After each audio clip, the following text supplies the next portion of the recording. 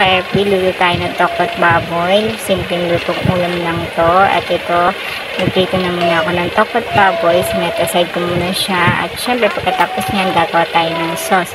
Ang paggawa ng sauce, kailangan mag-isa muna ng bawang sibuyas. At pagkatapos ay toyo, suka, konting asukal, pampalasa, at dahon ng sibuyas. Yan ang haluin natin ng hahaluin at may suka yan, toyo at oyster sauce syempre.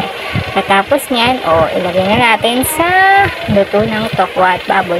Ayan siya, luto na po. Yan ang ating simpleng ulam na tokwat baboy. Ayan, nilagyan ko ulit siya ng dahon ng sibuyas for garnish na from seasoning na sa taas. Yan, luto na po siya. Sana po may natutunan kayo at try nyo rin, masarap talaga siyang pang-ulam. Thanks for watching. Thanks for watching. Follow me.